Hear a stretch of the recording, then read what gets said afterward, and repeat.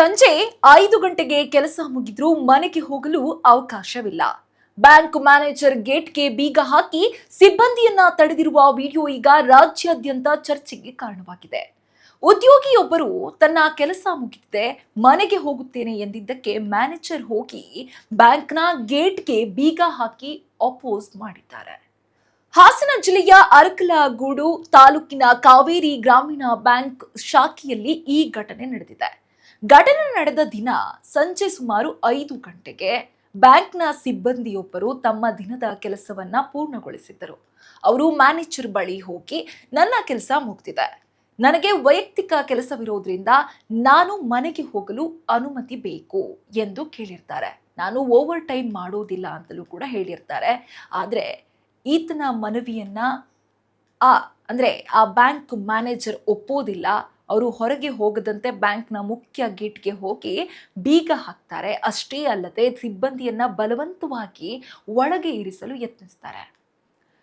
ಇಲ್ಲಿ ಮುಖ್ಯವಾಗಿ ನಾವು ಗಮನಿಸಬೇಕಾಗಿರೋದು ಏನಂತಂದ್ರೆ, ಕೆಲಸ ಮುಗಿದ ನಂತರ ಅಂದ್ರೆ ಕೆಲಸದ ಸಮಯ ಆದ ನಂತರ, ಈಗ 9 to 5 ಜಾಬ್ ಅಂತಂದ್ರೆ ಆ ಸಮಯ ಮುಗ್ದಿದೆ ಅಂತಂದ್ರೆ ಅದರ ನಂತರವೂ ಕೂಡ ಓವರ್ ಟೈಮ್ ಮಾಡಬೇಕು ಅಥವಾ ನೀನು ಬ್ಯಾಂಕಿಂದ ಹೋಗಬಾರ್ದು, ನೀನು ಕೆಲಸ ಮಾಡಲೇಬೇಕು ಅಂತ ಹೇಳೋದಕ್ಕೆ ಬ್ಯಾಂಕ್ ಮ್ಯಾನೇಜರ್ ಯಾರು?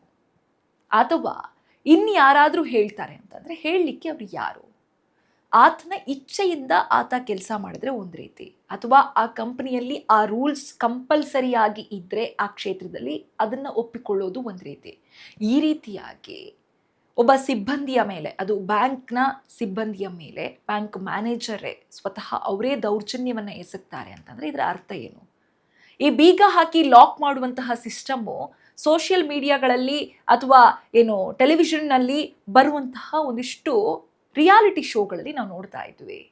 ಆದರೆ ಈಗ ಪ್ರತ್ಯಕ್ಷವಾಗಿ ಅದರಲ್ಲೂ ನಮ್ಮ ರಾಜ್ಯದಲ್ಲೇ, ಅದರಲ್ಲೂ ಹಾಸನ ಜಿಲ್ಲೆಯಲ್ಲಿ ಒಂದು ಬ್ಯಾಂಕ್ ಒಂದರಲ್ಲಿ ಈ ರೀತಿಯಾದಂತಹ ಘಟನೆ ನಡೆಯುತ್ತೆ ಅಂತಂದರೆ ಅವನ ಹಕ್ಕಿನ ಕುರಿತಾದಂತಹ ಪ್ರಶ್ನೆ ಮೂಡುತ್ತೆ. ಹಾಗಾದರೆ ಆ ವ್ಯಕ್ತಿಗೆ ಹಕ್ಕಿಲ್ವಾ? ಆ ಹಕ್ಕನ್ನು ಚಲಾಯಿಸುವ ಅಧಿಕಾರ ಇಲ್ವಾ? ಕೆಲಸದ ಸಮಯ ಮುಗಿದ ನಂತರ ಕೂಡ ಉದ್ಯೋಗಿಯನ್ನು ಬಲವಂತವಾಗಿ ಕಚೇರಿಯಲ್ಲಿ ಉಳಿಸ್ಕೊಳ್ಳೋದು ತಪ್ಪಾ ಸರಿನಾ? ಇದು ಉದ್ಯೋಗಿಯ ಹಕ್ಕುಗಳ ಉಲ್ಲಂಘನೆ ಕೂಡ ಆಗುತ್ತೆ. ಈ ರೀತಿಯಾಗಿ ಒತ್ತಾಯಪೂರ್ವಕವಾಗಿ ಕೆಲಸ ಮಾಡಲಿಕ್ಕೆ ನಾವು ಯಾವ ಕಾಲದಲ್ಲಿದ್ದೀವಿ? 2026ರಲ್ಲೂ ಕೂಡ ಇಂಥದ್ದೊಂದು ಘಟನೆ ವಿದ್ಯಾವಂತರಿಂದ ನಡೆಯುತ್ತೆ ಅಂದರೆ, ಈ ಹಿಂದೆ ಇತ್ತು ಕೆಲಸಕ್ಕೆ ಹೋದವ್ರನ್ನ ಜೀತದ ಆಳ ರೀತಿಯ ನೋಡುವಂಥದ್ದು, ಜೀತದ ಆಳ ಆಗಿ ಕೆಲಸ ಮಾಡಿಸ್ಕೊಳ್ಳುವಂಥದ್ದು. ಇನ್ನು ರಿಯಾಲಿಟಿ ಶೋಗಳಲ್ಲಿ ಈಗಲೂ ನಾವು ನೋಡ್ತೀವಿ, ಬೀಗ ಹಾಕಿ ಬಂಧಿಸಿಡಿರುವಂಥದ್ದು. ಅಲ್ಲಿನ ಮುಖ್ಯವಾಗಿ ಅಲ್ಲಿನ ರೂಲ್ಸ್ ಆ್ಯಂಡ್ ರೆಗ್ಯುಲೇಷನ್ಸ್ ಏನಿರುತ್ತೆ ಅದಕ್ಕೆ ನಾವು ಬದ್ಧವಾಗಿ ಇರುವಂಥದ್ದು, ಮತ್ತು ಅಲ್ಲಿ ಏನು ಟಾಸ್ಕ್ ಕೊಟ್ಟಿರ್ತಾರೆ, ಅಲ್ಲೇನು ಕೆಲಸ ಕೊಟ್ಟಿರ್ತಾರೆ ಅದನ್ನು ನಾವು ಫಾಲೋ ಮಾಡುವಂಥದ್ದು. ಆದರೆ ಈಗ ಒಂದು ಬ್ಯಾಂಕಲ್ಲಿ ಅಥವಾ ಒಂದು ಕಾರ್ಪೊರೇಟ್ ಕಂಪನಿಯಲ್ಲಿ ಈ ರೀತಿಯಾಗಿ ಆಗುತ್ತೆ ಅಂತಂದರೆ ಏನು ಸಮಾಜ ಯಾವುದ್ರತ್ತ ಹೋಗ್ತಾ ಇದೆ? ಕೆಲಸ ಮಾಡಬೇಕು, ದುಡಿಮೆ ಮಾಡಬೇಕು. ಕೆಲಸ ಮಾಡಿಲ್ಲ ಅಂತಂದರೆ ಜೀವನ ಸಾಗಲ್ಲ, ಒಪ್ಕೊಳ್ಳೋಣ. ಆದರೆ ಓವರ್ ಟೈಮ್ ನೀನು ಮಾಡಲೇಬೇಕು ಅಂತ ಹೇಳೋದು ಎಷ್ಟರ ಮಟ್ಟಿಗೆ ಸರಿ?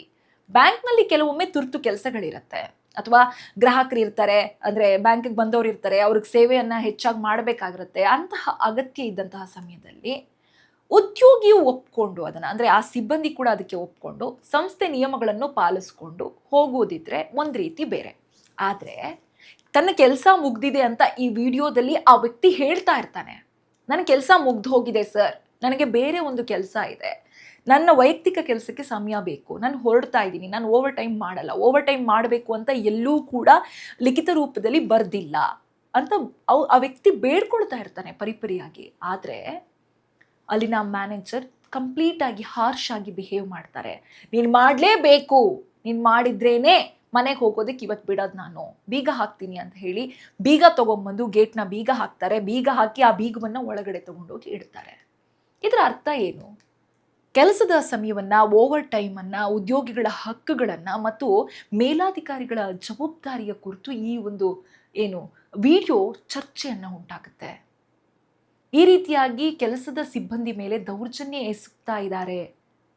ಈ ರೀತಿಯಾಗಿ ಎಷ್ಟೋ ಕಂಪನಿಗಳು, ಎಷ್ಟೋ ಬ್ಯಾಂಕ್ಗಳು ಸಿಬ್ಬಂದಿಗಳನ್ನು ಜೀತದ ಆಳಿಗಿಂತಲೂ ಹೆಚ್ಚಾಗಿ ನಡೆಸ್ಕೊಳ್ತಾ ಇದ್ದಾರೆ. ಹಾಗಾದರೆ ಉದ್ಯೋಗಿಗಳಿಗೆ ಹಕ್ಕಿಲ್ವಾ? ಕೆಲಸಕ್ಕೋಸ್ಕರ ನಾವು ಒಂದು ಸಂಸ್ಥೆಗೆ ಹೋಗ್ತೀವಿ ಅಂತಂದರೆ ಆ ಸಂಸ್ಥೆ ಹೇಗೆ ನಮ್ಮನ್ನು ನಡೆಸ್ಕೊಂಡ್ರು ಕೂಡ ತಲೆ ತಗ್ಗಿಸಿ ಅದನ್ನು ಒಪ್ಕೊಳ್ಳೋದಕ್ಕೆ ಸಾಧ್ಯನಾ? ಈ ವಿಡಿಯೋ ನೋಡಿದ ನಂತರ ಅಥವಾ ಈ ಎಕ್ಸ್ಪ್ಲನೇಷನ್ ಕೇಳಿದ ನಂತರ ನಿಮಗೇನು ಅನ್ಸುತ್ತೆ ಕಾಮೆಂಟ್ನಲ್ಲಿ ತಿಳಿಸಿ.